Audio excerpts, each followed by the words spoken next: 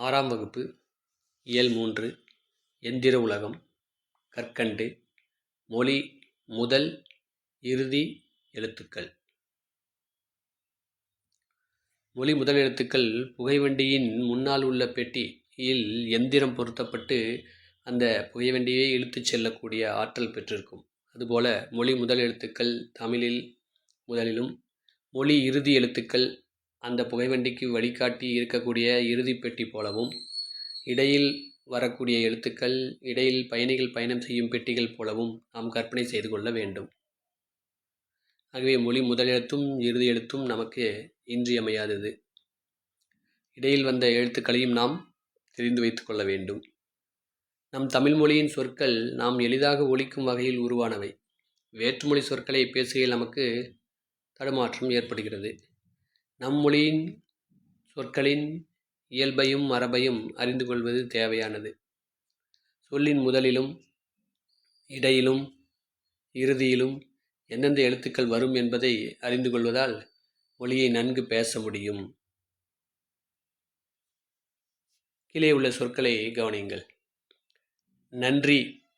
இங்கு நா என்பது நகர வரிசையில் வரும் ஒரு எழுத்து. இரண்டாவதாக உள்ள நன்றி என்பதில் நா என்பது டகர வரிசையில் வரும் ஒரு எழுத்து. மூன்றாவதாக உள்ள நன்றி என்பதில் நா என்பது ரகர வரிசையில் வரும் ஒரு எழுத்து. இவற்றில் எது சரி என்று நாம் பார்த்தோமானால் முதலில் வரக்கூடிய நன்றி என்பதே சரியான சொல் அல்லவா? ஆகவே பிழையின்றி எழுத எந்தெந்த எழுத்துக்களை எங்கெங்கு பயன்படுத்த வேண்டும் என்று அறிந்து கொள்வதும் மிக முக்கியமானதாகும். தமிழ் எழுத்துக்களின் வகை தொகை பற்றி அறிந்து கொண்டோம். அவற்றுள் எல்லா எழுத்துக்களும் எல்லா இடங்களிலும் வருவதில்லை. தமிழ் எழுத்துக்கள் முதல் எழுத்து, சார்பெழுத்து என நாம் எழுத்துக்களை அறிந்து கொண்டோம். சொல்லின் முதலிலும் இடையிலும் இறுதியிலும் வரும் எழுத்துக்கள் பற்றி நாம் தெரிந்து கொள்வோம். முதலில் அகரவரிசை என்றால் என்ன என்று தெரிந்து கொள்வோம்.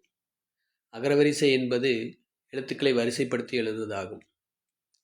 உயிரெழுத்துக்கள் 12 அ, ஆ, இ, ஈ, உ, ஊ, எ, ஏ, ஐ, ஒ, ஓ, ஔ என வரிசைப்படுத்தி எழுதுவது. இந்த எழுத்துக்களில் வரக்கூடிய சொற்களை நாம் வரிசைப்படுத்தி எழுதும்போது நாம் அகரவரிசைப்படி அ, ஆ, இ, ஈ, உ, ஊ, எ, ஏ, ஐ, ஒ, ஓ, ஔ என இவ்வாறு வரிசைப்படுத்தி எழுதுவது. அம்மா, ஆடு, இலை, ஈக்கள், உரல், ஊசல், எலி, ஏணி, 5, ஒட்டகம், ஓடம், ஔடதம். அடுத்ததாக ககர வரிசையும் அவ்வாறே கா, கிக்கி, கூக்கு, கேக்கே, கை, கோகோ, கௌ என எழுத வேண்டும். கா, ங, ச, ஞ என்ற வரிசையில் வரிசைப்படுத்தி எழுதக்கூடாது. மொழி முதல் எழுத்துக்கள். மொழி என்பதற்கு சொல் என்னும் பொருளும் உண்டு. சொல்லின் முதலில் வரும் எழுத்துக்களை மொழி முதல் எழுத்துக்கள் என்பர். உயிரெழுத்துக்கள் 12 சொல்லின் முதலில் வரும்.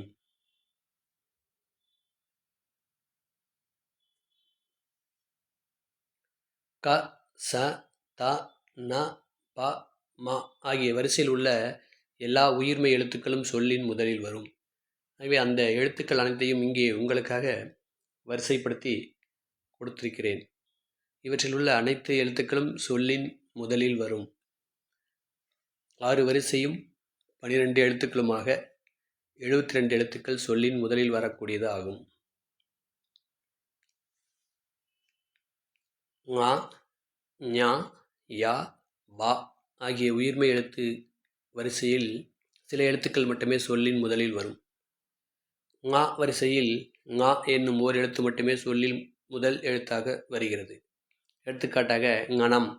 இக்காலத்தில் ஞனம் என்னும் சொல் தனித்து இயங்காமல் அங்ஙனம், இங்ஙனம், எங்ஙனம் என்னும் சொற்களில் மட்டுமே வழங்கி வருகிறது.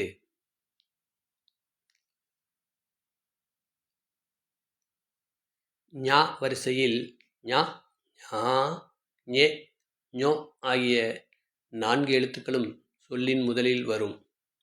யா வரிசையில் ய, யா, யு, யூ, யோ, யவ் ஆகிய 6 எழுத்துக்களும் சொல்லின் முதலில் வரும்.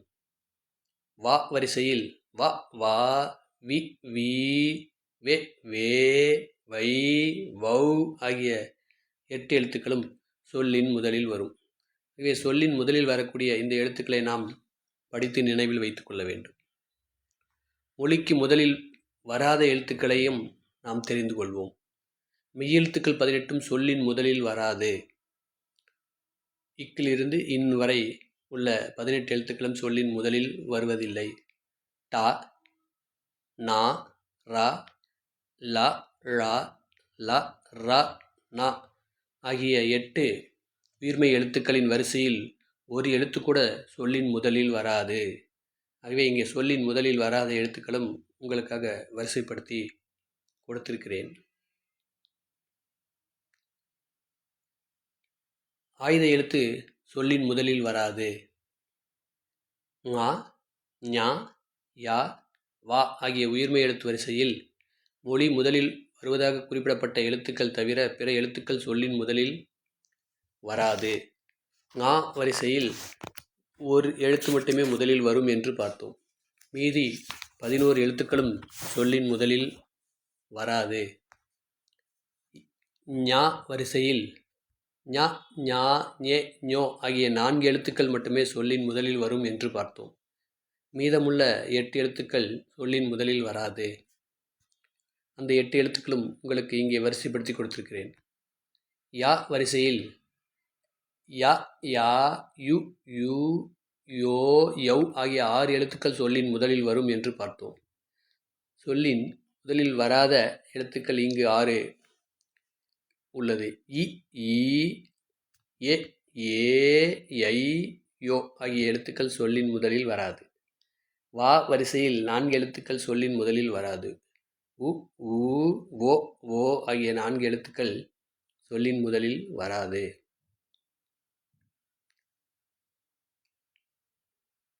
டமாரம், ரம்பம், லண்டன், பிரான்ஸ், டென்மார்க் போன்றவை நாம் சொல்லின் முதலில் வரக்கூடிய எழுத்துக்களாக பார்த்திருப்போம். ட, ர, ல, அக், டே என்ற எழுத்துக்கள் சொல்லின் முதலில் வருவதாக நாம் பார்த்திருப்போம். ஆனால் இவை தமிழில் ஒலிபெயர்த்து எழுதுவதால் அவ்வாறு வருகிறதே தவிர மற்றபடி நாம் அவ்வாறு எழுதுவது தவறாகும். மொழி இறுதி எழுத்துக்கள். சொல்லின் இறுதியில் வரும் எழுத்துக்களை மொழி இறுதி எழுத்துக்கள் என்பர். உயிரெழுத்துக்கள் 12ம் மெய்யுடன் இணைந்து உயிர் மெய்யாக மட்டுமே மொழி இறுதியில் வரும். 12 பெருக்கல் 18 சமம் 216 எழுத்துக்களும் மொழி இறுதியில் வரும். இன், இன், இன், இம், இ, இர், இல், இவ், இல், இல், இன் ஆகிய மெய்யெழுத்துக்கள் 11ம் மொழியின் இறுதியில் வரும். உரின், வெரின், அவ் என்று இவ்வாறாக மொழியின் இறுதியில் வரக்கூடியதாக இருக்கிறது. மொழி இறுதி ஆகா எழுத்துக்கள். சொல்லின் இறுதியில் உயிரெழுத்துக்கள் தனித்து வருவதில்லை. ஆலிருந்து அவ்வரை உள்ள எழுத்துக்கள் சொல்லின் இறுதியில் தனித்து வராது. ஆனால் இது அளபெடையில் மட்டுமே தனித்து வரும். அதை பற்றி பிறகு பார்ப்போம். ஆயுத எழுத்து சொல்லின் இறுதியில் வராது. உயிரெழுத்துக்கள் மெய்யெழுத்துடன் இணைந்து உயிர் மெய்யாக மட்டுமே சொல்லின் இறுதியில் வரும். அளபெடை எழுத்துக்களில் இடம்பெறும்போது உயிரெழுத்துக்கள் சொல்லின் இறுதியில் வரும். எனவே உயிரெழுத்துக்கள் சொல்லின் இறுதியில் தனித்து வருவதில்லை என்று பார்த்தோம் முதல் விதியின்படி. ஆகவே எப்பொழுது அது தனித்து வரும் என்றால் அளபெடையில் தனித்து வரும்.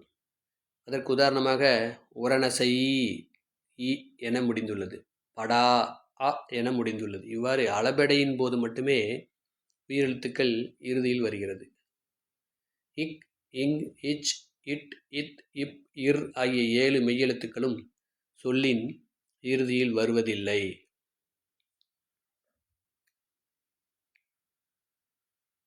உயிர்மெய் எழுத்துக்களில் ங எழுத்து வரிசை சொல்லின் இறுதியில் வராது. ங எழுத்து வரிசை. இந்த ஞ எழுத்து வரிசை சொல்லின் இறுதியில் வருவதில்லை.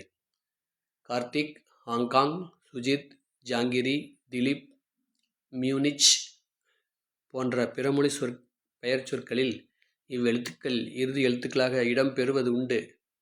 ஆனால் அவை அனைத்தும் பிறமொழி பெயர் சொற்களாகும். 5. யகர வரிசையில் கே முதல் நே முடிய எந்த உயிர்மெய் எழுத்தும் மொழி இறுதியில் வருவதில்லை. கே, ஞே, சே, ஞே, டே, நே, தே, நே, பே, மே, ஏ, ரே, லே, வே, லே, ழே, ரே, நே. இவை அனைத்தும் மொழி இறுதியில் வருவதில்லை. ஒகர வரிசையில் நோ தவிர பிற உயிர்மெய் எழுத்துக்கள் மொழி இறுதியில் வருவதில்லை. ந, நா, நி, நீ, நு, நூ, நே, நே, நை, நோ, நவ் ஆகிய இந்த எழுத்துக்கள் மொழி இறுதியில் வருவதில்லை. நோ என்னும் எழுத்து ஓரெழுத்து ஒரு மொழியாக துன்பம் என்னும் பொருளில் வருகிறது. சொல்லின் இடையில் வரும் எழுத்துக்கள். மெய்யெழுத்துக்கள் 18ம் சொல்லின் இடையில் வரும். உயிர்மெய் எழுத்துக்கள் சொல்லின் இடையில் வரும். ஆயுத எழுத்து சொல்லின் இடையில் மட்டுமே வரும். இது மொழிக்கு முதலிலும் இறுதியிலும் வருவதில்லை. ஆயுத எழுத்து சொல்லின் இடையில் மட்டும்தான் வரும். அளபெடையில் மட்டுமே உயிரெழுத்துக்கள் சொல்லின் இடையில் வரும். அளபெடை பற்றி நாம் மேலும் விளக்கமாக தெரிந்து கொள்ள உயர் வகுப்பில் அறிந்து கொள்வோம். நன்றி.